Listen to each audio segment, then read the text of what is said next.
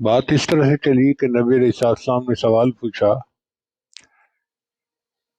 وہ کون سا درخت ہے جو خزاں میں پتے نہیں گراتا اور ہمیشہ پھل دیتا ہے اور بہت فائدہ مند ہے؟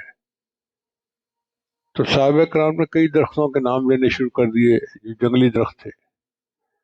عبداللہ ابن عمر اللہ عنہ فرماتے ہیں، میں چھوٹا تھا تو میں بیٹھا ہوا تھا، میرے ذہن میں خیال تو آیا کہ یہ کھجور کا درخت ہے، مگر میں بولا نہیں کہ بڑوں کے سامنے پیش قدمی کرنی مجھے اچھی نہ لگی۔ تھوڑی دیر بعد صحابہ نے کہا، اے اللہ کے وسلم، آپ ہی بتا دیجئے وہ کون سا درخت ہے۔ تو نبی علیہ السلام نے فرمایا کہ وہ کھجور کا درخت ہے۔ کھجور کا درخت سراپا خیر ہوتا ہے،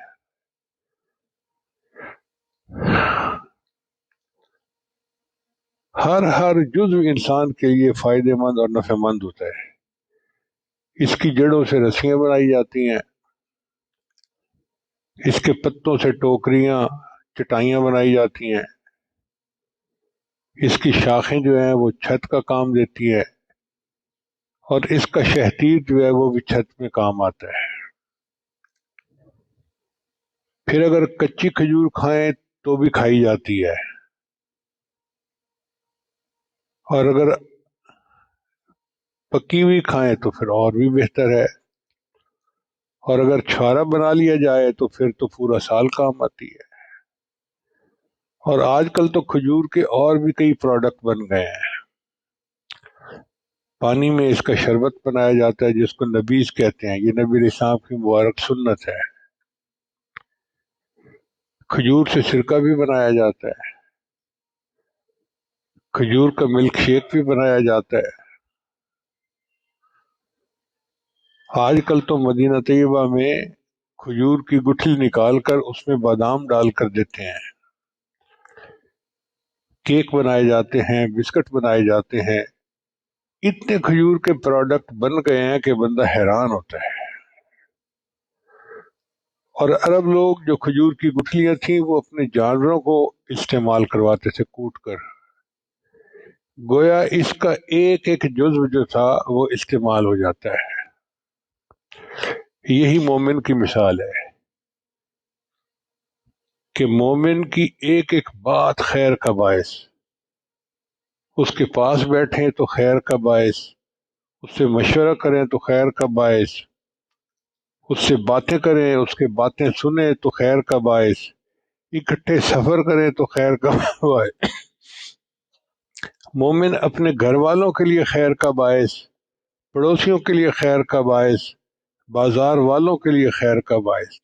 تو جس طرح کھجور کا درخت سراپا خیر، مومن بھی سراپا خیر ہوتا ہے۔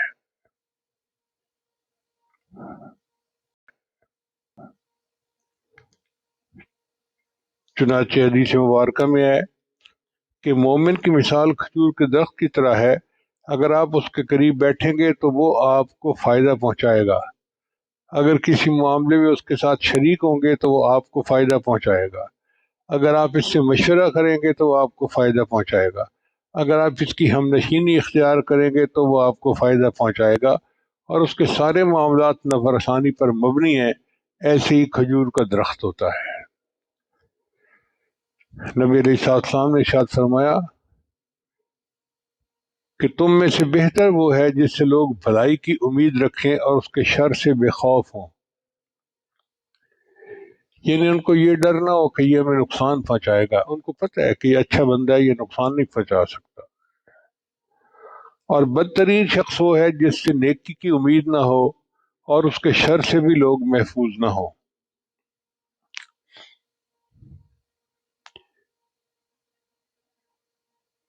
راغب اصفہانی نے لکھا ہے کہ میں نے ایک دیہاتی سے پوچھا کہ تمہارے پاس کون سے اموال ہیں؟ اس نے کہا کھجوروں کے باغات ہیں۔ میں نے کہا تم نے اونٹ کیوں نہیں رکھے؟ اس نے جواب دیا کہ کھجور کی شاخیں ہمارے لیے ایندھن ہے، اس کا تنا ہمارے لیے چھت ہے، اس کے پتے ہمارے لیے رسی ہیں، اس کی ٹہنیاں ہمارے لیے ٹوکریاں ہیں، اور اس کا پھل ہمارے لیے غذا ہے۔ چنانچہ لقمان علیہ السلام نے اپنے بیٹے سے فرمایا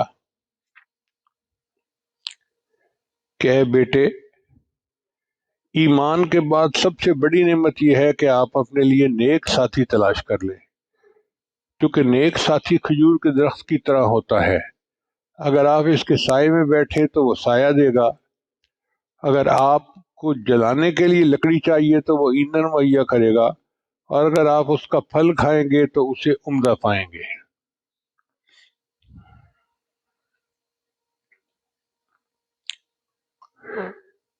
مومن کی زندگی میں سراپا خیر ہوتی ہے، بلکہ مومن کی موت بھی خیر کا باعث ہوتی ہے۔ امام احمد بن حنبل رحمۃ اللہ علیہ کے جنازے کو دیکھ کر ہزاروں نصرانی مسلمان ہو گئے تھے، یعنی ان کی موت بھی لوگوں کے لیے ہدایت کا سبب بن گئی۔ اتنی تو خیر ہوتی ہے نا مومن میں۔ کچھ ایسے لوگ ہوتے ہیں کہ جو کسی اللہ والے کا جنازہ پڑھ لیں تو ان کی بخشش ہو جاتی ہے، اور کچھ ایسے بھی ہوتے ہیں کہ جو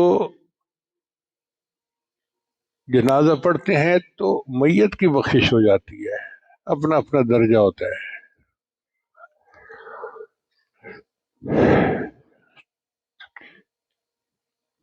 چنانچہ امام بہقی رحمۃ اللہ علیہ نے ایک عجیب واقعہ لکھا ہے، فرماتے ہیں ایک شخص تھا، کفن چور تھا، تو علاقے میں ایک نیک خاتون تھی، جوان العمر، فوت ہوئی۔ وہ اس کے جنازے میں شریک ہوا اور اس نے اس کی قبر پہ نشان لگا لیا۔ پھر رات کے اندھیرے میں آیا اور اس نے اس کی قبر کھودی کہ میں کفن ہٹاتا ہوں۔ جب وہ اس عورت کا کفن ہٹانے لگا تو عورت بول پڑی اور کہنے لگی کہ جنتی بھائی ہو کر جنتی بہن کو برہنہ کرتے ہو۔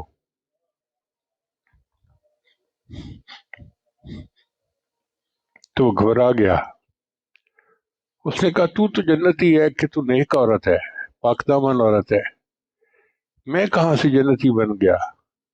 اس نے کہا اس لیے کہ تم نے میرا جنازہ پڑھا ہے، اور میرے اللہ نے فیصلہ کر دیا ہے کہ جس نے میرا جنازہ پڑھا اس کی اللہ نے مغفرت فرما دی۔